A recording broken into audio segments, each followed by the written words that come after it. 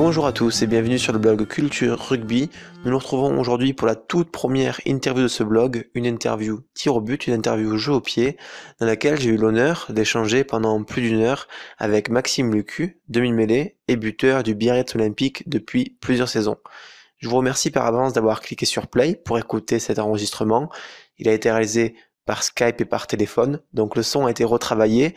Si jamais toutefois la qualité du son n'est pas suffisamment bonne sur votre sortie audio de votre ordinateur ou de votre téléphone, vous pouvez essayer d'utiliser soit un casque, soit des écouteurs, ou alors vous retrouverez juste en dessous la retranscription de texte de toutes les questions et de toutes les réponses qui ont jalonné un petit peu cet échange. Encore une fois, merci et n'oubliez pas de partager cette interview si elle vous a plu. Bonne écoute à vous et à bientôt. On va commencer tout de suite. Et simplement, je vais te demander peut-être de te présenter et de présenter un petit peu ton parcours, les différents clubs par lesquels tu es passé. Ouais, d'accord.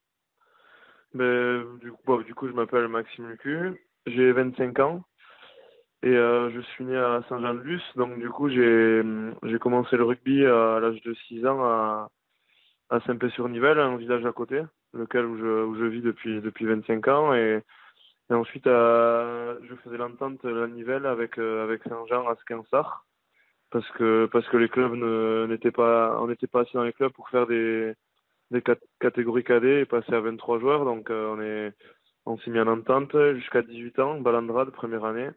Et ensuite, j'ai été repéré pour aller à Biarritz en Crabos deuxième année où j'ai signé et j'ai fait mon année Crabos, mes 2 années Réchelle, une année Espoir. Et là, ça fait 4 ans que je joue en première, du coup, à Biarritz. Ok.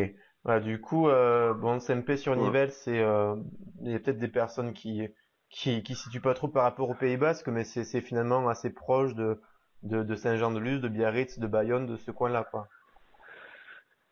Ouais, c'est ça, c'est à 5 minutes, à 10 minutes de Saint-Jean-de-Luz, en fait. C'est un village à côté et c'est un village juste aux alentours, pas loin d'Arbonne et tout ça. Enfin, les villages un peu collés aux grandes villes du Pays Basque, qui sont Bayonne, Saint-Jean, Biarritz et tout ça, Anglet. C'est à côté, quoi. Un peu vers les Ouais. terres. Donc, tu as fait un petit peu tout ton rugby au Pays Basque, au final. Ouais, c'est ça, ouais. J'ai fait tout mon rugby là-bas, ouais. À Saint-Pé jusqu'à 18 ans, licencié jusqu'à l'âge de 18 ans et après à Ok, Biarritz. très bien. Ouais, je te demandais du coup, enfin, tu as commencé le rugby très tôt, à l'âge de 6 ans. À partir de quel âge tu as commencé à buter? J'ai pas trop de souvenirs, mais bon, je sais que très tôt, je dirais Benjamin, enfin pas Poussin parce qu'on était très jeune, mais Benjamin, je pense, où on avait les entraînements le mercredi après-midi qui commençaient. Et donc, du coup, on venait un peu plus tôt, je sais taper, enfin, faire bêtement, mais tu sais, des 22. Et c'est de là un peu que c'est venu, il me semble, enfin, si j'ai des souvenirs. Et après, où j'ai commencé vraiment, c'est en cadet, où, quand je suis arrivé en cadet, ben, ils m'ont demandé, j'étais en équipe B, ils m'ont demandé un peu de prendre le but parce qu'on commençait à buter. Et c'est là, en fait, que je me suis entraîné et j'ai tapé plus sérieusement, quoi, en m'entraînant beaucoup plus, en faisant moins le con, quoi. D'accord. En travaillant sérieusement, quoi. Et du coup, qu'est-ce qui t'a amené un petit peu à faire ce geste? Est-ce que c'est une transmission familiale ou il y a peut-être un buteur qui t'a marqué dans ton enfance? Mais non, pas forcément. Je sais que, enfin, moi, quand j'ai commencé le rugby, je savais très bien que j'allais pas jouer devant parce que j'étais, je pense, le plus petit de l'équipe jusqu'en minime. Donc forcément, après, je suis passé derrière et on me demandait de taper un peu les coups de pied de renvoi, là. On me demandait de taper un peu les coups de pied de renvoi, là, quand on était en minime et tout ça. Donc après, c'est venu un peu naturellement, comme quand t'es un peu enfant, t'as envie de taper du ballon un peu au foot et tout ça. Et donc après, ben, je me mettais devant les poteaux et avec des copains, on allait taper. C'est comme ça que c'est venu. Après, j'ai pas eu trop de demandes de plus haut, enfin de ma famille ou comme ça. C'est juste moi qui me suis mis dedans. Et après, ben, quand on m'a proposé de buter en cadet de ça, ben, j'ai dit pourquoi pas. Et c'est là que j'ai commencé à prendre au sérieux un peu, quoi. C'est Ouais, venu un peu tout naturellement, seul, petit quoi. à petit, quoi. Ok. Ouais, voilà, c'est ça. Alors avant de t'appeler, j'ai trouvé une interview de toi sur le site Branché Rugby, il me semble. Ouais, en fait, c'est ce Et site-là aussi, en fait, il est en train de se développer. Que sur le coup, il m'avait posé plein de questions sur le but. Et je trouvais pas mal. Et du coup, je reprends. C'est enfin, ce que j'ai dit là, ouais, c'est par oral, mais lui, là, il a transmis par écrit, quoi. très bien. Oui, donc j'avais cru lire que c'est un membre de ta famille qui t'accompagnait aussi au niveau du jeu au pied quand tu étais dans les catégories jeunes, c'est ça? Ouais, voilà, c'est ça. Quand je suis arrivé en cadet, après, ben, il fallait, un peu comme tout le monde, une façon de taper, voir laquelle était la mieux un peu. Et du coup, mon oncle a joué à Biarritz dans les années 90, enfin 2 années, et il était très bon buteur. Et en fait, du coup, vu qu'il s'occupait de l'école de rugby et il me voyait taper un petit peu, ben, quand je suis monté cadet, ben, on est parti faire quelques séances où il m'a appris un peu comment lui taper. Et moi, j'ai pris un peu en fonction et j'ai pris mes pas. Et donc c'est venu comme ça. J'ai fait mes premiers cours de où il m'a appris un peu comment lui taper et moi j'ai pris un peu en fonction et j'ai pris mes pas et donc c'est venu comme ça. J'ai fait mes premiers cours de but, on va dire entre guillemets, avec lui, quoi. D'accord, très bien. Donc oui, c'est d'accord. Ouais, Et est-ce que tu te souviens, alors c'est une petite question nostalgie, est-ce que tu te souviens avec quel tee tu as commencé toi à buter? ouais, avec le plot un peu comme but Lionel Boxis. Ouais, Je un sais pas plot si tout tu vois. simple quoi. Ouais, les plots d'entraînement là, j'ai commencé avec ça. Bon, on est nombreux à avoir commencé comme ça, je Ouais, crois. c'est ça. En premier. Moi, je me rappelle, je prenais l'entraînement, je prenais le plot là, du tas, j'en prenais un, j'allais prendre le ballon et genre, enfin, je tapais une dizaine, voilà, pour rigoler avec les autres. Et au début, j'ai commencé avec ça, D'accord, ouais. très bien. Ouais, on reviendra sur la question du tee un tout petit peu plus tard. Environ les cadets, donc c'est quoi, c'est 15-16 ans à peu près? Ouais, je crois que c'est ça, ouais, c'est moins de 16 ans, ouais, c'est ça. 15 ans, j'ai commencé. Ouais, donc ça fait environ 10 ans que tu as cette responsabilité-là en gros. Ouais, c'est ça, voilà. Exactement. Après, enfin, quand je suis arrivé à Biarritz, c'était pas moi en jeune et tout ça, c'était pas moi le numéro un, mais je continuais à m'entraîner parce que j'aimais bien ça et puis c'était important pour la D'accord, suite, quoi. très bien. Donc cette année, plus précisément, tu formes la charnière avec un autre buteur qui est Pierre Bernard. Et Ouais. du coup, j'aimerais juste poser une question pour savoir comment ça se décide ou c'est décidé de qui prendra le but. Est-ce que c'est de semaine en semaine, suivant le feeling, ou est-ce qu'il y a vraiment un buteur attitré tout au long de l'année? Ben, pour revenir avant Pierre, en fait, moi, quand je suis arrivé en première, ça s'est décidé parce que sur le terrain, quand il me mettait titulaire, ben, j'étais un peu l'un des seuls à taper. Il y avait Benoît Babi, mais Benoît Babi n'était pas un buteur numéro un, en fait. Donc, ils l'ont mis pour pas trop faire me décharger un peu.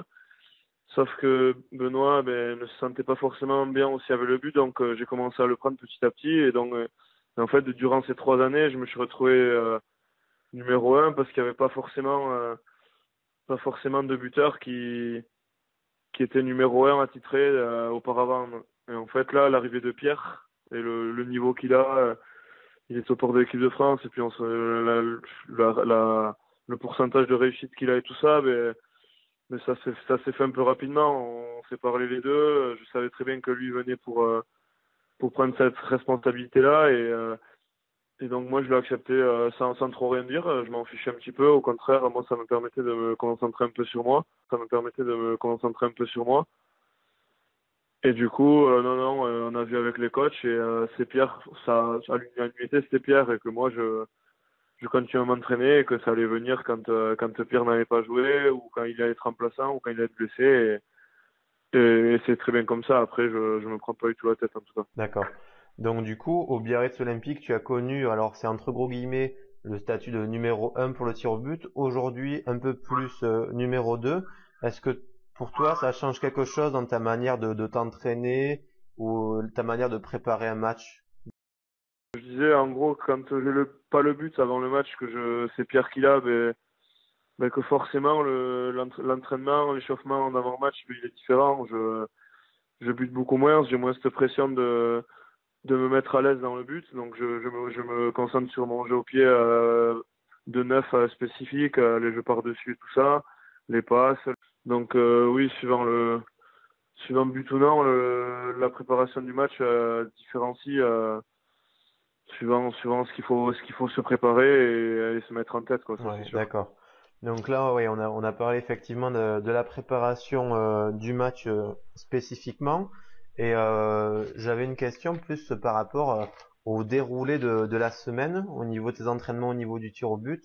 Est-ce que tu t'entraînes à buter tous les jours, tous les Ouais. 2 jours? Est-ce que tu fais un peu au feeling aussi? Ouais, voilà, je fais pas tous les jours parce que on a des entraînements quand même qui sont assez regroupés, donc du coup difficile de trouver du temps du temps dans la matinée, donc et après les entraînements, faut pas forcément s'entraîner beaucoup parce que on a beaucoup couru et tout ça et que c'est un peu faussé la qualité du jeu au pied, donc j'essaie de m'entraîner quand je le peux, souvent comme tu dis tous les 2 jours. Je fais souvent le lundi matin, enfin le lundi quand j'arrive là. Je faisais souvent une séance parce que le lundi matin c'est un peu léger. On fait pas forcément beaucoup d'entraînement, donc je trouve une petite demi-heure pour aller taper, me régler tout ça et prendre un peu de plaisir aussi. Et ensuite, le mardi, vu que c'est une journée continue souvent et un peu costaud, ben, je m'entraîne pas parce que ça sert pas forcément à quelque chose. Et ensuite, le mercredi matin, le jour de repos, on a une séance spécifique buteur avec Laurent Mazas. Oui, oui, Laurent Mazas, Laurent Mazas, je me rappelle assez bien. ouais, Parce qu'en 2002, il a crucifié Agen ouais, c'est quoi, en prolongation de finale? c'est C'était ça, lors des. voilà.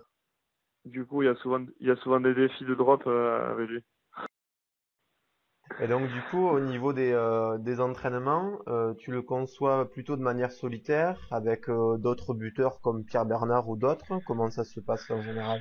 Le lundi, j'aime beaucoup aller tout. Solitaire, avec d'autres buteurs comme Pierre Bernard ou d'autres? Comment ça se passe en général? Le lundi, j'aime beaucoup aller tout seul parce que j'aime bien me concentrer sur moi et pas trop parler à côté et perdre du temps. Puis j'aime bien me concentrer tout ça et puis ça permet de s'évader un petit peu. Par contre, le mercredi, on est souvent tous ensemble et c'est pas mal aussi parce que ça permet de faire quelques défis. On a 10 ballons, mais voilà, 10 ballons différents et des choses comme ça, et tu te mets à 10 endroits différents, et c'est des pénalités qui peuvent arriver en match ou des transformations, et t'as qu'une seule chance, alors que, et du coup, ça c'est pas mal pour changer d'entraînement et se mettre un peu un état d'esprit différent que quand tu vas buter tout seul, où tu peux en louper une dizaine, et c'est pas grave parce que t'as le prochain qui arrive. Donc c'est deux approches différentes, mais qui sont bien aussi. Ouais, c'est des approches assez complémentaires. Et c'est vrai que c'est important de recréer parfois des petites conditions de match parce qu'effectivement, en match, il y a une opportunité à un endroit et puis si on la loupe, on la retape pas. Donc, et ça, ouais. Mais j'avais justement écrit un petit bout d'article dessus parce que c'est quelque chose que je trouvais pas souvent chez les buteurs. Et c'est important de se mettre parfois dans des petites conditions de match, des petits défis. Je trouve que ça aide vachement. C'est ça, ouais. Exactement. On le fait pas souvent, mais c'est vrai que Pierre Bernard, il a amené ça cette année où je pense qu'il a dû le faire dans d'autres clubs. Et il disait, bah voilà, on se fout 10 ballons et on voit qui c'est qui gagne, qui c'est qui a le meilleur taux de réussite et tout ça. Et c'est vrai que ça sort un peu de la routine, de te mettre dans les 15, enfin, de te rassurer et tout ça. Et des fois, tu as des pénalités faciles en match que tu t'entraînes pas le week-end, mais tu la loupes ou comme ça. Donc, Ouais, ouais, ouais. Mais je vois ce que tu veux dire. D'ailleurs, enfin, j'avais pensé à cette idée. J'aimerais écrire dessus ouais. justement parce que il y a beaucoup de buteurs qui commencent à buter, ils se mettent dans des endroits, dans des endroits improbables et les 15 mètres en face, parfois ils les oublient et c'est là où on stresse le plus. C'est exactement ça. Ouais. Et c'est vrai que je les faisais pas du tout, et depuis que Pierre est arrivé, on le fait un peu plus souvent, et c'est pas mal. Et du coup, donc au niveau des entraînements, vous êtes suivi par Laurent Mazas, ouais, c'est ça. Et je posais la question par rapport à Gonzalo Quesada, lui qui a Ouais. accompagné les buteurs en équipe de France sous l'ère Lièvremont, je crois. est-ce que il vous accompagne aussi au niveau du jeu au pied ou lui c'est vraiment plus manager, jeu général, etc.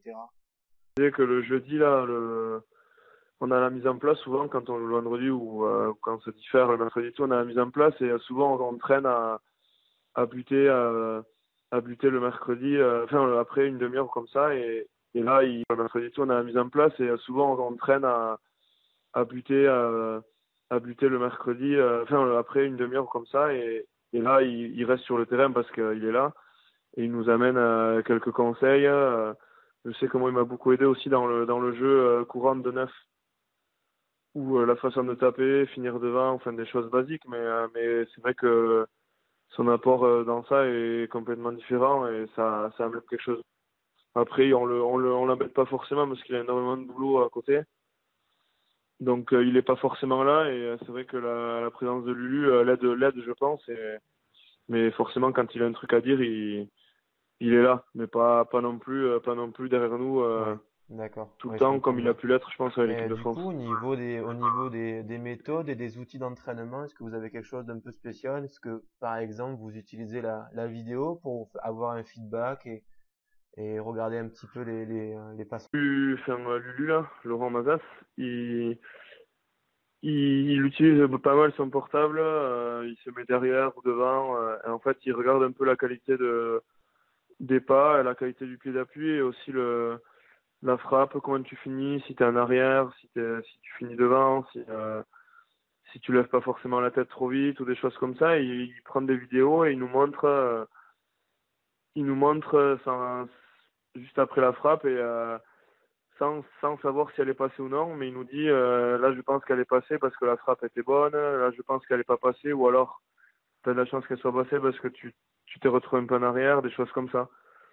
Et après, quand on est le jour du match, mais on a les vidéos du match, donc on a quand tu butes, donc après il prend la vidéo et il regarde quand tu l'as loupé, ce qui n'est pas allé, ce qui a pas été et comment le corriger, quoi. La vidéo, c'est quand même un apport un outil dont vous utilisez assez souvent, j'ai l'impression, du coup. Ouais, forcément, on utilise pas mal de vidéos pour corriger. Et c'est, je pense, l'outil le mieux pour voir ce qui s'est passé quand tu loupes. Parce quand tu loupes un coup de pied, il y a forcément quelque chose qui s'est passé. Et sauf vraiment quand il y a un peu de vent qui est gênant et là, la frappe un peu peut différer, quoi. Mais sinon, quand tu la loupes, il y a forcément un truc qui s'est déréglé et qui n'a pas été. Donc, on regarde ce que c'est. Pas forcément tout le temps. Mais ça arrive pas mal de fois, ouais. Ouais, ouais, c'est un outil qu'il est bon un petit peu d'avoir dans son bagage, ouais. Donc, Ouais, c'est pas on mal, ouais. va ensuite aborder la question du matériel et notamment du TI. Alors, j'ai lu, il me semble, dans l'article du site Branché Rugby que tu avais testé plusieurs TI, c'est bien ça? Rugby, que tu avais testé plusieurs TI, c'est bien ça? T'as commencé à tester plusieurs TI assez tôt chez les cadets ou plus tard? Ben, j'ai commencé en fait à taper en cadet avec le plot là. Et j'ai fait toute l'année avec le plot, sauf que j'étais pas forcément régulier, je tapais jamais forcément de la même manière. Et donc en fait, enfin, j'ai essayé plusieurs tirs parce que au bout d'un moment, ça me trottait un peu dans la tête. Et du coup, je me suis dit bon, ben, je vais essayer d'autres tirs pour voir ce que. Testé plusieurs TI, je pense que là tu parlais du TI télescopique de Camille Lopez. Voilà, c'est ça, télescopique, ouais, c'est ça. Et en fait, j'ai essayé celui-là, j'ai essayé. Mais avec celui-là, j'arrivais pas forcément au poteau, j'ai envoyé beaucoup de volants trop hauts, de chandelles en fait. Du coup, j'arrivais pas forcément à taper. Après, j'ai essayé là, il y en a plusieurs de taille en fait, de hauteur. Il y en a qui sont à l'herbe. Il y a le noir qui est un peu plus élevé. Et ensuite, il y a le combiné là, le bleu et le vert là, que celui-là aussi tu peux tourner et monter. Et donc en fait, j'ai essayé cela et celui qui me revenait le mieux et où je tapais le mieux en fait, ben, c'était celui où je tapais à ras de terre avec le vert quoi. À ras à l'herbe et c'est où j'avais le plus de précision et où je tapais le plus facilement possible. Et donc du coup, je me suis entraîné avec celui-là et j'ai gardé celui-là depuis. Et depuis là, tout se passe bien quoi. Oui. Du coup, donc là, tu utilises le T Gilbert, je crois que c'est le modèle, c'est le 320. Tu l'utilises depuis combien de temps celui-là, ce petit tee vert Gilbert? Et bien depuis la première année cadet, en fait, la fin de l'année, là, quand on était en phase finale, en fait. Du coup, fin de, la fin de l'année, là, quand on était en phase finale, en fait. Du coup, je me suis entraîné avec celui-là et depuis là, j'ai gardé celui-là. Ah ouais, c'est important de l'avoir en tête et c'est aussi une idée que j'essaie de développer dans un article, c'est qu'on peut très bien changer de tee au cours d'une saison et d'une carrière. Récemment, là, j'ai remarqué que Maxime Machneau avait pris un tee un peu plus bas, du coup le Gilbert noir, et qu'il avait délaissé le Ouais, bleu et le vert. Enfin voilà, on voit des ajustements et c'est voilà, c'est pas impossible. Et c'est important de ouais, c'est tester ça. En fait, plusieurs tees il parce que faut, souvent, enfin, on prend un tee, on se pose pas la question, ou on prend le même tee que l'idole et puis voilà, c'est important de tester. c'est ça. C'est ça, en fait, c'est ça, en fait, qui est différent. Il faut vraiment, moi, au début, là, j'arrivais pas à taper. Je me dis, bon, mais je fais, en fait, je prenais plus de plaisir, quoi. Donc, du coup, ben, je me suis dit, voilà, je vais essayer avec d'autres. Et vu que je commençais à buter, je me dis, bon, ben, c'est le moment de le faire. Et c'est vrai qu'arrière, s'il faut, si on est amené à changer de style, il faut pas hésiter parce que c'est pour toi aussi, c'est pour la réussite de l'équipe aussi. Donc, voilà, moi, pour l'instant, j'ai trouvé celui-là, mais c'est vrai que le jour où je peux plus parce que, je sais pas, j'ai un problème de hanche ou j'arrive plus à taper avec celui-là ou des choses comme ça, mais, faudra peut-être changer ou des trucs comme ça, quoi. Ouais, ouais, ouais. Faut vraiment se Est-ce que mettre t'as testé plusieurs au niveau, tis, quoi. mais de taille assez basse Non, finalement, parce que c'est les tis de petite taille qui te correspondent. Je pense notamment à celui de Dan Carter qui est assez bas. Est-ce que t'as été amené à tester ce genre de tis? ouais. Non, par contre, ça, ces tis-là, là, de Don Carter et tout ça, qui viennent un peu je pense, de l'hémisphère sud. J'ai jamais trop testé et j'ai testé par contre celui de Wilkinson, le bleu, là, parce que je savais pas lequel était le mieux. Et en fait, j'arrivais pas forcément en emploi et donc j'ai pris que celui-là. Non, j'ai essayé que celui-là et c'est vrai que les autres, j'ai pas forcément essayé et j'en ai jamais eu en main. Peut-être qu'il faudrait que j'essaye, mais c'est vrai que je me suis jamais posé la question par rapport à cela, non. Oui, parce que du coup, cette question amène la suivante. Est-ce que du coup, bon, tu utilises le petit hiver Gilbert, est-ce que tu as plusieurs exemplaires dans ton sac pour des exercices particuliers ou t'en as qu'un seul? Non, j'en ai trois de celui-là en fait, le même.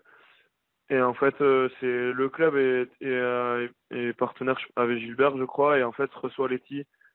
Et donc quand je suis arrivé en première, en fait, j'avais le Monty là, le même depuis. Bon, j'en avais acheté un autre, mais c'était en gros le même depuis 5 6 ans, je pense.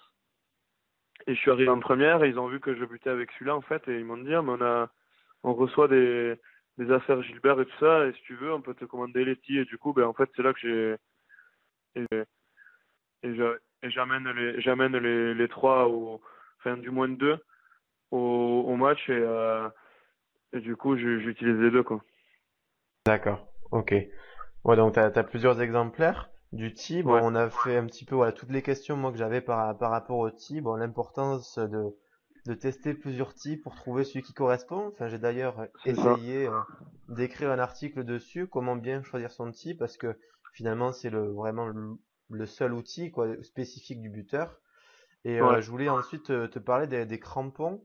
Est-ce que le fait que tu sois buteur influence le choix de tes crampons? Parce que voilà, il y a quand même une importance de se sentir bien et d'être au niveau, faut avoir un certain feeling aussi au niveau des pieds. Donc, est-ce que ça ouais. influence ton choix? Mais exactement, c'est une bonne question parce que quand je suis arrivé en première, je me posais pas du tout la question et j'avais des crampons.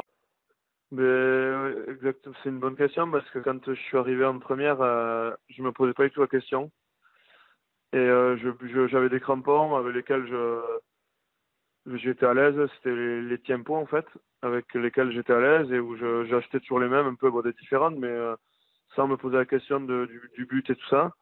Mais en fait, quand je suis arrivé en première, ben, c'était pas forcément les vrais crampons en fait. J'ai acheté des crampons, tu sais, Intersport, des choses comme ça, des magasins qu'il y a dans Bayonne et tout ça. Et du coup, c'était pas forcément les vrais, le vrai cuir. Et du coup, j'ai eu des discussions avec des joueurs. avait des joueurs en première. J'étais un peu loin de tout ça. Et il me parlait en gros de l'importance des crampons, quoi. L'importance du ressenti du cuir, en fait, le ballon, des choses comme ça, quoi. C'est important quand t'es buteur. C'est encore plus important, en fait, quand t'es buteur, la qualité des crampons, parce que t'as du cuir par rapport au ballon, la frappe et tout ça. Et c'est vrai que si t'as des faux crampons, des faux cuirs, ben, elles ont tendance à s'abîmer. Et quand tu butes, ben, à avoir moins de réponses. Et donc, à partir de là, la première année, je me suis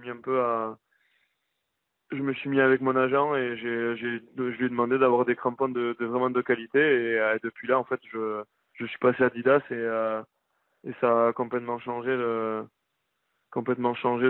qualité, quoi. Je- Tu es passé à des Adidas, à des Predator? Ouais, c'est ça. Ouais, justement, j'allais te poser la question parce que je regardais des petites vidéos que j'ai trouvées à propos de toi sur YouTube. Il me semblait que tu avais à un moment donné des Nike. Alors, je me suis peut-être trompé. Ouais, c'est ça, en fait. La première année, j'étais en Nike, en fait, toujours. Et c'est là, en fait, qu'ils sont revenus un peu vers moi parce que j'étais pas forcément, c'est peut-être pas à cause de ça, mais j'étais plus lié et je me posais la question. J'avais des crampons un peu, enfin, où tu mettais du scotch et tout. C'était pas forcément sérieux, quoi. Et du coup, ouais, moi, j'étais vraiment loin de ce qui était, enfin, entre guillemets, bling bling. J'étais vraiment, voilà, je jouais mes crampons, je suis, tu sais, c'était pas forcément de la vérité que j'allais jouer en première, donc je suis arrivé là et je jouais vraiment sans me prendre la tête ni rien. Et c'est vrai que c'est là que j'ai compris que si je voulais passer pro, ben, il y avait beaucoup de détails qui comptaient, quoi. Et en fait, j'ai essayé Adidas et là, c'est vrai que je me suis senti beaucoup mieux et la qualité des crampons et la qualité du pied dedans aussi, je le trouvais vraiment bien et je me sentais bien. Après, il y a des Nike, j'avais pas les vrais Nike, donc forcément, si j'avais testé les Nike, les vrais, ben, peut-être que j'aurais choisi, enfin, je serais un peu cher aussi, j'avais pas forcément les moyens d'acheter autant de crampons et tout ça, donc je me suis mis à Adidas avec mon agent et enfin, il m'envoie, là, j'ai pas de sponsor, mais il m'envoie les crampons et depuis, je me sens très bien, quoi. Ouais, ouais. Ouais, parce que c'est important pour les buteurs. Il y a quand même une grosse différence entre on va dire le moyenne gamme aux alentours de 100 euros qu'on trouve, ben, comme tu disais, dans les Intersports et les vrais entre Ouais, guillemets qui coûtent parfois 200 euros. Bon, si on cherche bien sur Internet, on trouve des réductions. Mais c'est vrai que pour les buteurs, c'est quand même primordial d'avoir des souliers capables de, ouais, comme tu disais, de vraiment au niveau du ressenti être proche, parce que si on tape avec des bouts de carton, on sent pas le ballon et c'est pas bon, quoi.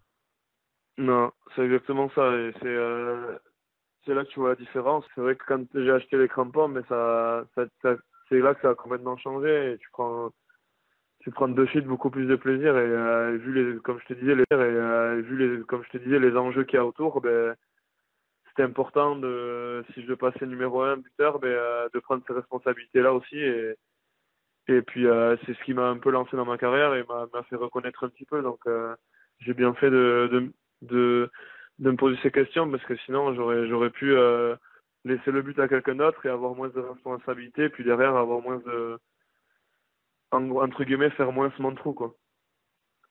Ouais, oui, voilà, peut-être on va avoir moins de temps de jeu. C'est vrai que ça se joue sur des détails. En tant que buteur, il n'y a pas beaucoup d'outils. Il y a le tee, il y a les crampons. Bon, Ouais, il y a les ballons, mais bon, vu que vous jouez en pro, souvent les ballons, c'est des Gilbert Match 15, j'imagine. C'est ouais, des super ballons, ça. c'est ça, ouais. Après, ça diffère avec le B-Rugby, des fois, il y a certains clubs en ont, mais bon. Mais bon, après, ouais, il y a 5 6 clubs comme ça. Mais on a acheté des ballons depuis 2 ans, là, B-Rugby, pour quand on joue contre ces équipes. Mais là Ouais, encore, c'est les détails, mais tu vois, ça compte, hein. ouais. Oui, non, ça compte vraiment, parce que c'est complètement différent. Et c'est vrai que moi, c'est pour ça que je l'étais déjà avant, mais j'étais jamais très dur avec les buteurs quand c'était des pénalités en face ou quoi, ou quand ça loupait des dernières pénalités à la dernière seconde ou pour gagner, parce que c'est là que je me rends compte quand moi j'ai pensé que c'est différent, quoi. Il y a des jours où tu peux être fort, et il y a des jours où t'es dans la même santé et t'es complètement différent et tu loupes tout, quoi. Donc c'est quand tu butes que tu te rends compte que c'est différent, que c'est très dur, quoi. Et durant ton parcours un peu, alors je t'ai posé peut-être un peu la question tout à l'heure sous une autre forme, mais ça fait 10 ans que tu butes environ, que tu as cette responsabilité-là, pardon. Est-ce qu'il Ouais, y a il y a eu un ou des buteurs qui t'ont marqué, voire inspiré dans cette responsabilité-là, pardon? Est-ce qu'il ouais.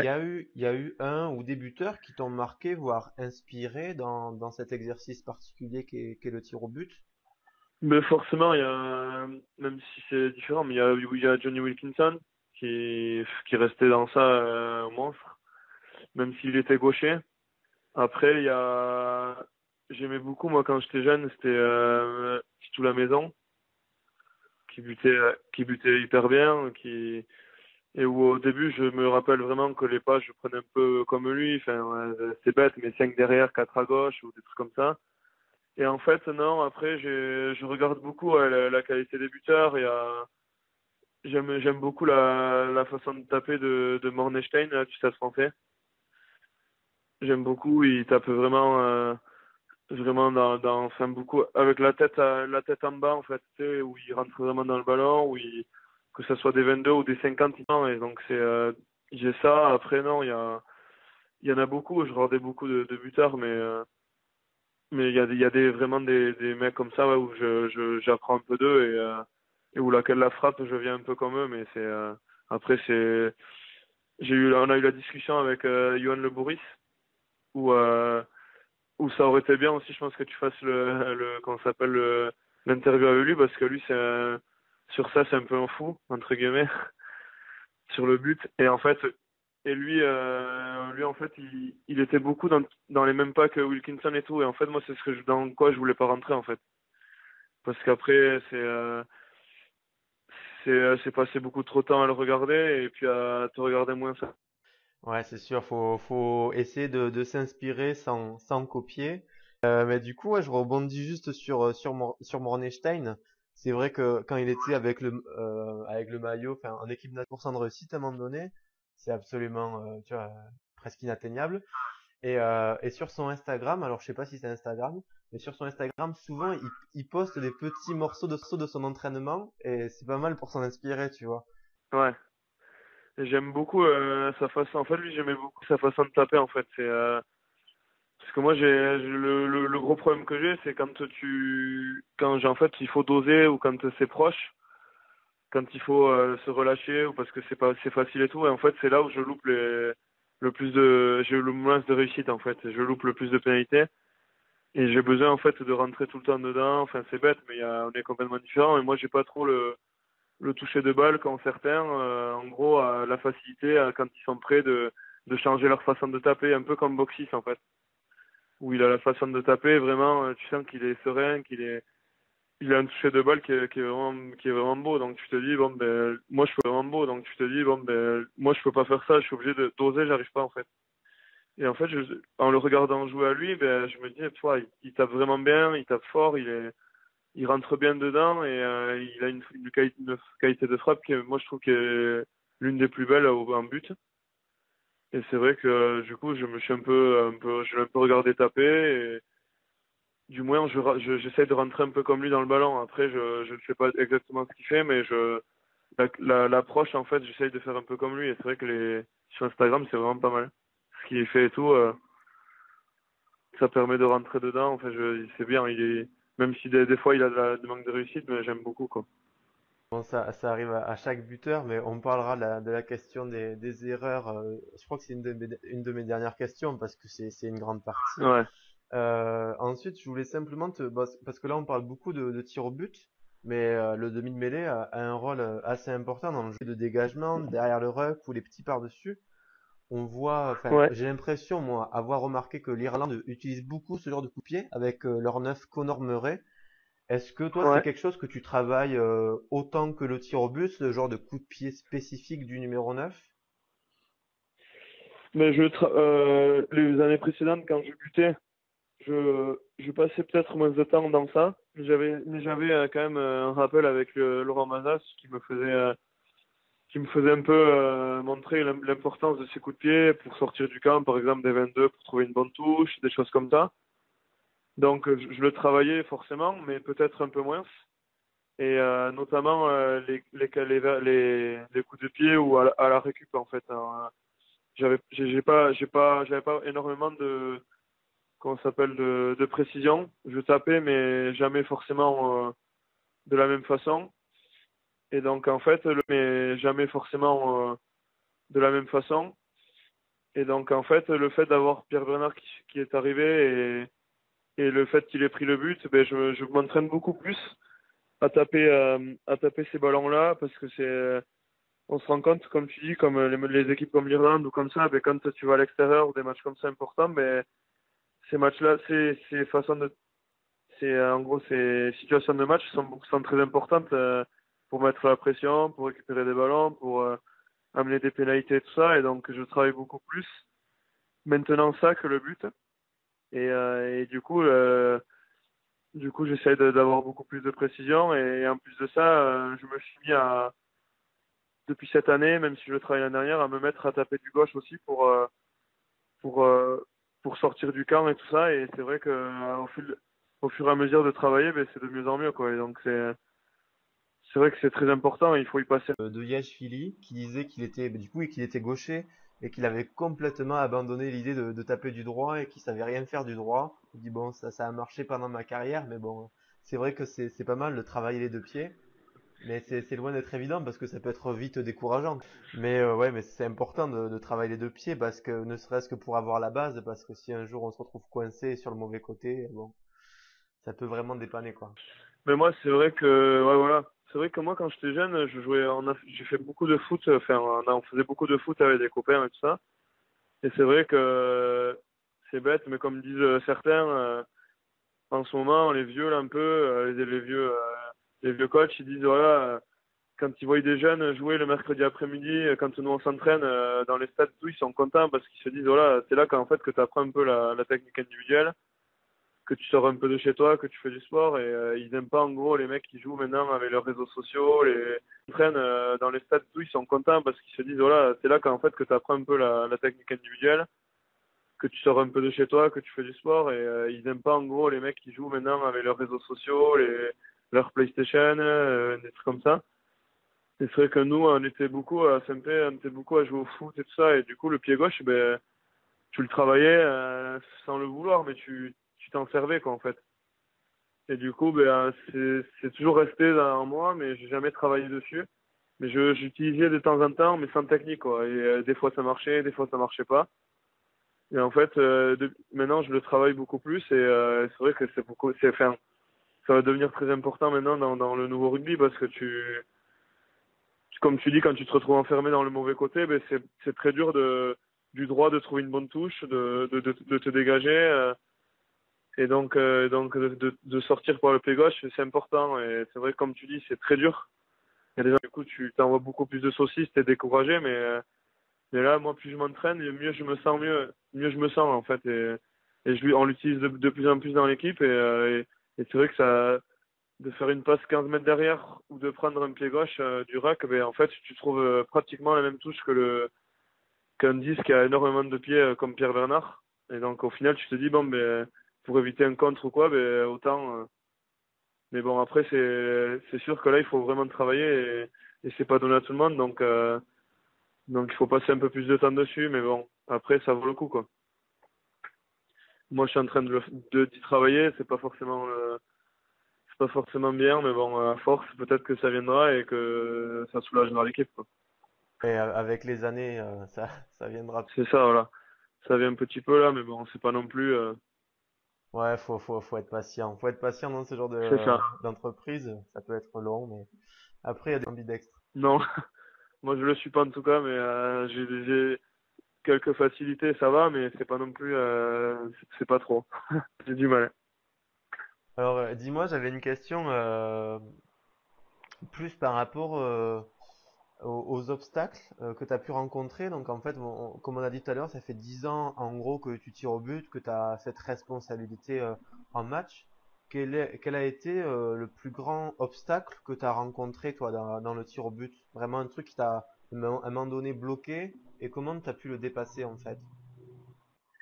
Mais ce qui m'a bloqué, c'est l'année où on est en fait, il y a pas de fusion, en fait, avec le Bayonne, là, où ça s'est pas très bien passé. Et en fait, on s'est retrouvé l'année d'après à jouer avec des mecs, avec pas forcément d'effectifs, si tu veux. On avait l'école à jouer avec des mecs, avec pas forcément d'effectifs, si tu veux.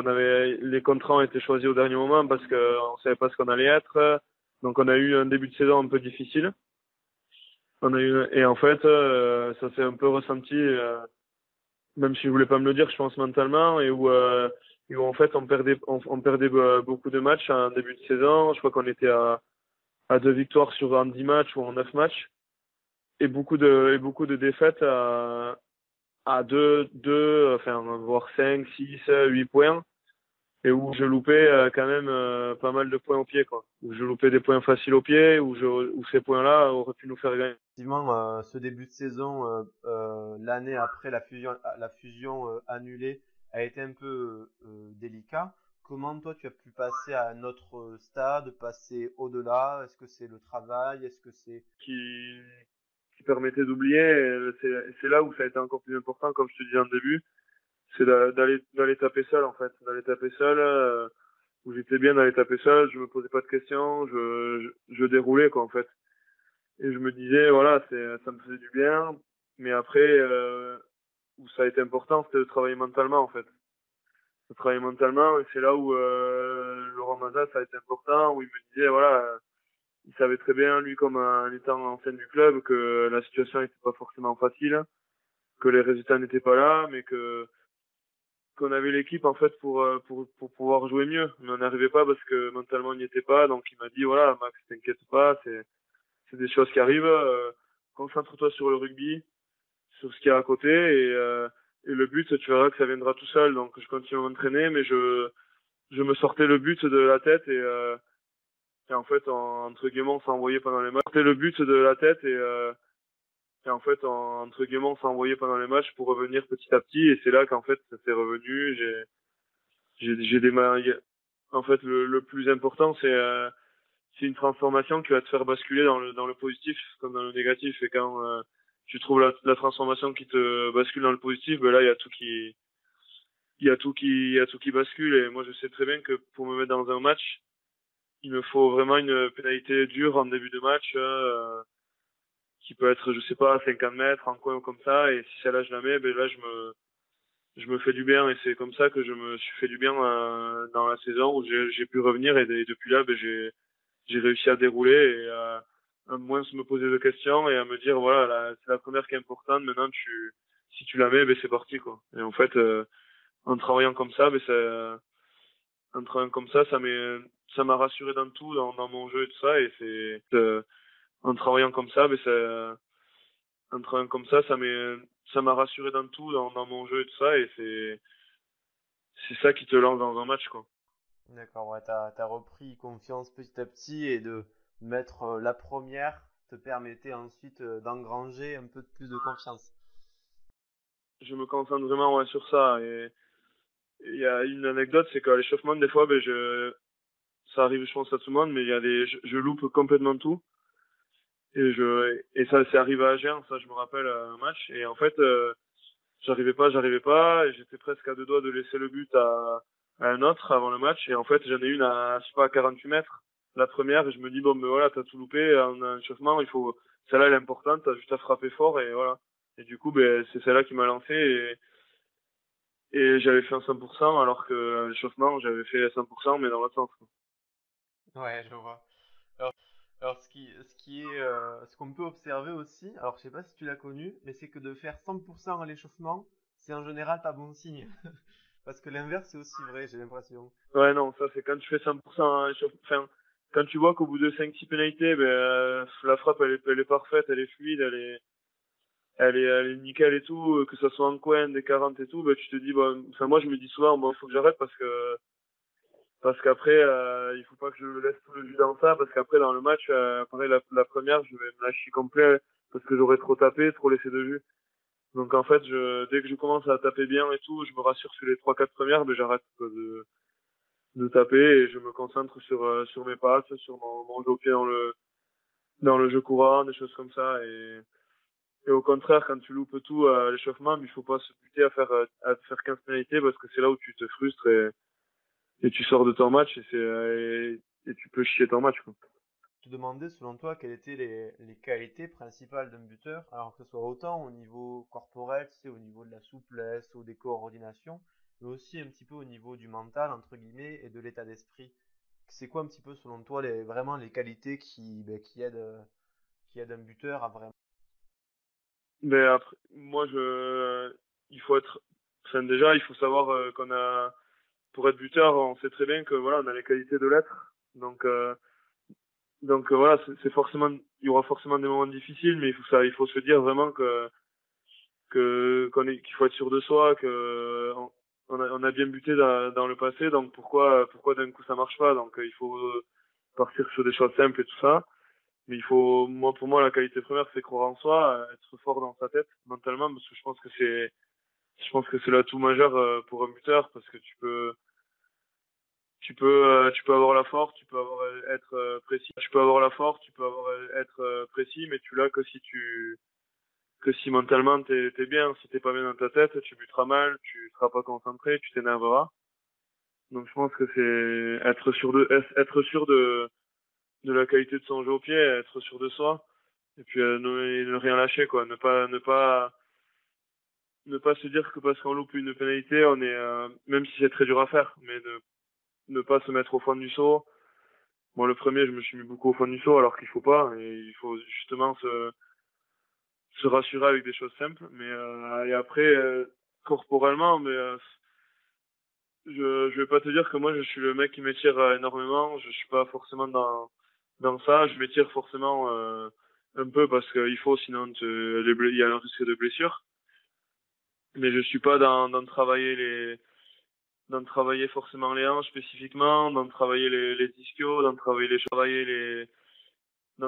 forcément les hanches spécifiquement, d'en travailler les ischios, d'en travailler les choses comme ça. Je m'étire, mais corporellement, moi, je me dis juste que, comme je te l'ai dit, voilà, il faut que moi j'ai appris par les différentes façons de taper dont j'ai travaillé, mais qu'il fallait que je rentre dans le ballon, qu'il fallait que ma tête soit un peu que ma tête reste un peu en regardant le tee et regarder les poteaux au dernier moment en fait. Enfin, quand je tape, ben, pas regarder directement le ballon où il part, mais attendre un peu, baisser la tête et rester gainé quoi. Du coup, c'est mais ça, je l'ai que depuis 2 ans. Avant, je m'asseyais en arrière, j'enroulais le ballon. En fait, j'ai travaillé dans ça, plus que dans travailler les ischios comme font certains, ou les hanches, ou le bassin, ou des choses comme ça pour le muscler et rester gainé, quoi. Je, je travaille plus sur ma façon de frapper que autre chose spécifiquement. Je suis pas forcément. connaît et puis chaque... Ouais, voilà, c'est exactement ça, en fait. T'en as qui ont besoin d'étirer plus que d'autres. Moi, je sais que j'y tire pas forcément beaucoup et moi, ça marche. Donc après, peut-être en étirant, ça marcherait pas, mais j'ai travaillé comme ça, donc je continue comme ça, quoi. Et est-ce que, alors c'est la question un peu à 1 million d'euros, est-ce que tu aurais par exemple, imaginons, il y a un jeune buteur qui nous écoute, un cadet qui commence à avoir cette responsabilité-là, est-ce que tu aurais peut-être un conseil à donner? Alors, rentrer dans le ballon, oui. Essayer de garder la tête un peu basse et pas se relever trop vite, effectivement. Est-ce que tu aurais peut-être un autre conseil à donner à un jeune buteur? Quel conseil, toi, tu aurais peut-être aimé qu'on te donne quand tu étais cadet et que tu as commencé, par exemple? Mais après, en fait, tout dépend de la façon de taper. En fait, c'est le but. En tout cas, c'est sûr que le but, il faut pas le commencer quand tu arrives dans les années Réchelle ou Espoir. Enfin, pour moi, je pense, parce que j'en ai vu qui ont commencé à taper dans ces catégories-là et c'est complètement contre nature. En fait, c'est vraiment beaucoup de travail, il faut vraiment passer beaucoup de temps. Moi, je sais que j'y allais pour rigoler, mais j'ai passé des après-midi à aller au stade à SMP avec une dizaine de potes. Certes, on n'était pas très bon buteur, mais au moins on apprenait à taper. Donc après, moi je pense qu'il faut vraiment, le conseil premier, c'est savoir la façon de buter que l'on a, la façon de taper dans le ballon, que ce soit avec un ballon de foot ou un ballon de rugby, ça change pas vraiment en fait. Un ballon de rugby, ça change pas vraiment en fait. Et du coup, passer du temps dans ça et commencer très tôt, quoi. Et après, là, c'est à force, prendre quelqu'un pour t'apprendre à taper. Arrêter à commencer tôt, prendre quelqu'un pour apprendre à taper, et ensuite. En gros, oui, parce qu'il faut forcément quelqu'un qui te corrige, parce que des fois, en tapant, mais tu vois pas comment, tous les détails, enfin, ça, c'est spécifique, mais c'est vrai que moi, avec mon oncle, ça m'a fait du bien d'apprendre, d'avoir une façon de taper. Après, tu la corriges au fur et à mesure des années, suivant ta réussite devant les poteaux et tout ça. Mais moi, je pense que le plus important, c'est le travail et passer du temps à apprendre à taper, quoi, à taper et après, croire en soi. Enfin, moi, je prends les responsabilités aussi quand on est dans une équipe de buter parce que en responsabilité aussi quand on est dans une équipe de buter parce que en entraînement, forcément, tout rentre et puis quand tu vas la louper, tu risques rien, quoi. Personne te dit rien. Tu te dis, ouais, voilà, bon, je l'ai mal tapé, la prochaine, elle va rentrer et souvent, c'est ce qui arrive. Mais par contre, prendre les responsabilités quand on est un jeune joueur, ou comme ça en cadet ou en grade, de prendre la responsabilité du but en très jeune, même si à l'entraînement il n'y a pas de réussite, parce que après pendant le match, tu prends de l'assurance, tu te dis bon, mais voilà, celle-là je l'ai mise l'autre fois en match, ça nous a fait gagner. Ben, je vais utiliser la prochaine fois la même façon et voilà. Et en fait, c'est le match qui te fait rentrer dedans, quoi, parce que l'entraînement, au final, ça te fait pas forcément beaucoup travailler mentalement, quoi. Ouais, c'est vrai qu'on peut être champion du monde à l'entraînement et en match, voilà, il faut se confronter, ouais, il faut se confronter à la pression du match un petit peu. Et, c'est abusé. Si j'ai ça tout ça en match, il peut y avoir 40 pénalités. Elles passeront toutes. Sauf que quand tu arrives en match, t'as un plaquage qui t'a fait mal juste avant, t'as un truc comme ça, et du coup, il faut la mettre parce que t'es déjà à 15-3 et il faut revenir. Enfin, des trucs comme ça, quoi. Et là, c'est là où tu te dis, merde, Ouais. où l'importance du buteur, elle est 100 fois plus importante. Et c'est où l'expérience, elle grandit et où le buteur, il devient encore plus fort, quoi. Parce que moi, j'ai eu 2 années où ma réussite, elle était vraiment... je parlais de 95% de Morgenstein, je pense que moi, j'étais même pas à 65 ou comme ça. J'étais vraiment pas très bon et c'est après où les 2 dernières années, là, où j'étais vraiment assez régulier, où je tournais dans les 80, 85, qui est pas mal, quoi, mais qui est pas non plus énorme. Mais Ouais, c'est c'est quand même très bien. Je pense que beaucoup de buteurs aimeraient avoir 80-85, ouais.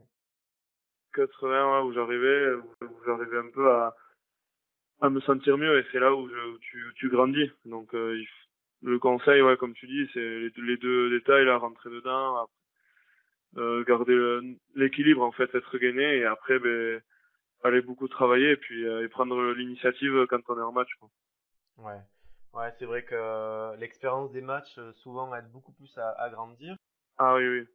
Et ça va du coup amener ma question suivante, qui est en fait la dernière. C'est la dernière question parce que le dernier article que j'ai écrit là sur mon blog, ben, pour l'instant, il concerne l'échec et comment gérer un peu l'échec chez un buteur. Alors toi, comment tu gères un petit peu l'échec? Est-ce qu'à l'entraînement tu retapes du même endroit, tu passes rapidement à autre chose? Est-ce que tu as trouvé des petites solutions pour justement, comme tu disais tout à l'heure, pas te mettre au fond du seau et continuer à se dire bon ben voilà, la prochaine va passer, il n'y a pas de souci, ou Mais forcément, la prochaine va passer, il n'y a pas de souci, ou tu l'as dit, c'est un peu Laurent Mazas qui m'avait dit ça, c'est que quand t'en loupes une, même quand tu loupes par exemple 3 pénalités en match, ben, les 3 pénalités, c'est les 3 premières que quand t'arrives le lundi, tu les tapes. C'est les 3 premières, tu t'entraînes à ça et tu te rassures en fait en les tapant et quand elles passent, forcément tu te dis putain pourquoi j'ai pas fait ça et tu te rassures avec ça. Mais mais après oui voilà le plus dur c'est de pas se mettre au fond du seau. Je l'ai fait quand je te disais cette période où ça allait pas trop, je l'ai fait. Je prenais un peu le poids de la défaite sur moi parce que j'avais loupé ces points-là alors que auparavant on avait loupé 40 occasions d'essai mais je veux dire tu perds d'un point mais tu te dis voilà pourquoi si j'avais mis ça là et en fait je me mettais au fond du seau moi-même et c'est pour ça qu'en fait j'arrivais pas à en sortir de ce cercle négatif. Et à force, il était là, je revenais mentalement, je revenais Et à force, à force, en fait, tu penses plus. Et tu te dis, il faut pas que tu mettes l'erreur sur ça parce que c'est très dur et il faut juste travailler. Et là, et le match d'après, ça passera, quoi. Mais il faut se dire que c'est bête, mais il y a des matchs où ça rentrera pas, quoi. Même si tu te dis, voilà, tu travailles pour que ça rentre, mais il y a des matchs où n'importe quelle circonstance te feront que tu louperas des pénalités et qui seront importantes. Et c'est vrai que moi, ça m'est arrivé depuis ces 2 ans-là, mais je m'étais mis au fond, mais depuis ces 2 ans, je me mets plus parce que je me dis, voilà, c'est des choses qui arrivent et il y a des choses où, il y a des matchs où je vais faire gagner l'équipe et on me remerciera. Et ben, il y a des matchs où je les louperai, on me tapera dessus. C'est comme ça, quoi. C'est un peu la vie d'un buteur, quoi. C'est un peu le même rôle quand on est talonneur, quoi. Ouais. Bah, tu sais, c'est un petit peu. Quoi. Ouais. Bah, tu sais, c'est un petit peu moi ce que j'ai écrit dans mon dernier article, c'est-à-dire qu'à 1 centimètre près, soit le buteur est encensé, soit on lui tape un peu dessus.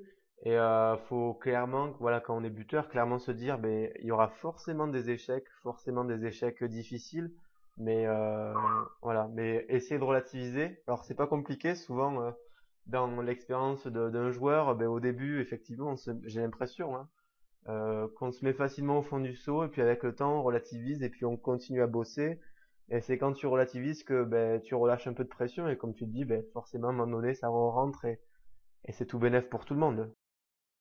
Ouais, c'est exactement ça. C'est un peu ce que tu as dit, là, c'est un peu ce qui m'arrivait, quoi. T'as forcément un début difficile, là, et puis tu te remets en question, tu te dis que t'es une pipe et tout, alors que non, c'est très dur et il faut repartir sur des choses simples. Moi, je suis très content, en fait, d'être buteur parce que t'as des responsabilités dans l'équipe, t'es important pour l'équipe. Et donc, t'as ton équipe qui compte sur toi. Et donc, ça, c'est dans l'expérience d'un joueur, pour grandir humainement déjà aussi, et puis sportivement, c'est tout bénef. Moi, je suis content d'être passé par là parce que au moins l'équipe elle compte sur toi et quand tu gagnes, tu te dis putain voilà j'ai rendu heureux des mecs, hein, des supporters, un club. Et donc il faut en fait moi je me dis ça maintenant, même si j'ai des échecs, je me dis les mecs ils ont qu'à venir à ma place, ils ont qu'à venir buter. C'est pas facile quoi. Donc moi je profite de l'être, d'avoir cette responsabilité là. Je gagne énormément de temps de jeu, je pense, grâce à ça, grâce au le fait que je sois buteur. Et donc je profite de ça et je me dis que ouais, comme tu dis, forcément j'aurai de l'échec, mais c'est comme ça, il faut faire avec quoi. Et c'est voilà. Et c'est là que tu vois un grand buteur quoi. Non, j'aurai de l'échec, mais c'est comme ça, il faut faire avec quoi. Et c'est voilà. Et c'est là que tu vois un grand buteur quoi. Quand il ressurgit quoi. Ouais, je crois que même dans l'autobiographie de Wilkinson, à un moment donné, il dit qu'il a fait un 0/6. Bon, il était adolescent, je crois, mais ça arrive à tout le monde. Mais finalement, c'est bon, en guise de conclusion, c'est pas mal parce que tu dis que la responsabilité d'être buteur t'a permis de grandir, entre guillemets, en tant que joueur et puis voilà, de progresser. Donc c'est vrai que ça peut, c'est un rôle qui est pas forcément facile à endosser à chaque match, notamment quand il y a de l'échec, mais c'est un beau rôle, j'ai l'impression.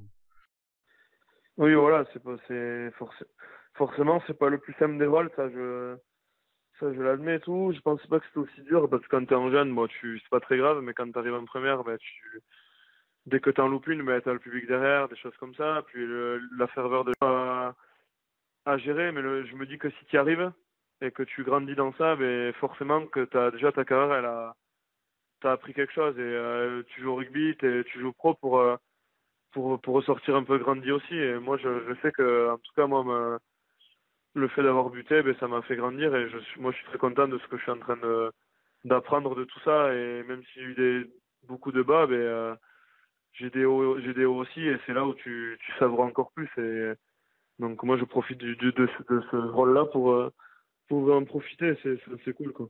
Ouais, pour t'épanouir dans ta carrière, quoi. Je trouve que ça a été important dans ma carrière pro quoi, dans mon début en tout cas. J'étais arrivé à la fin de mes questions. Je te demandais si tu avais quelque chose à rajouter. Et moi, en tout cas, voilà, je te remercie pour tout le temps que tu m'as accordé, malgré les petites coupures techniques de ce. Ah non, t'inquiète. Non, non, non, c'était très bien, franchement. que c'est cool que tu fasses des articles comme ça. Franchement, ça permet de, comme tu dis, à toi, même qui est buteur ou à certains de lire ça. Il y a chacun un approche différente, donc c'est vraiment important. Je sais que je l'avais jamais fait. Et c'est là que tu te rends compte, en fait, que pas mal de choses sont importantes en discutant. Donc non, non, j'ai pas forcément grand-chose à rajouter, mais en tout cas, je te remercie parce que c'était cool, quoi. Et puis franchement, n'hésite pas à demander à plein de joueurs, comme je te disais, à Yoann Le Bourris ou tout ça, ou à d'autres que Léo Bastien il connaît, parce que si ça peut t'enrichir et te faire, et faire enrichir tout- pas mal de monde à côté, c'est vrai que c'est pas mal, quoi. Merci beaucoup pour ces compliments et puis je demanderai à Léo gentiment quelques coordonnées pour continuer cette aventure. Bon, merci en tout cas Maxime parce que tu as été la première interview de mon blog, donc je suis hyper honoré. Mais, moi aussi, en tout cas. Et si tu veux m'envoyer le blog aussi par message, comme ça j'irai le voir si tu veux. Ça me ferait, pour voir un peu, ouais, ça m'intéresserait. Ok, impeccable. De toute façon, je t'envoie le lien par message et puis voilà, tu pourras naviguer. Il y a quand même, pardon, quelques articles sur le tir au but. Voilà, tu pourras lire si tu as le temps, si ça te dit. Et puis voilà, je te remercie encore une dernière fois et puis à bientôt, j'espère. Ok, parfait. Merci beaucoup, ouais, à bientôt. Ciao.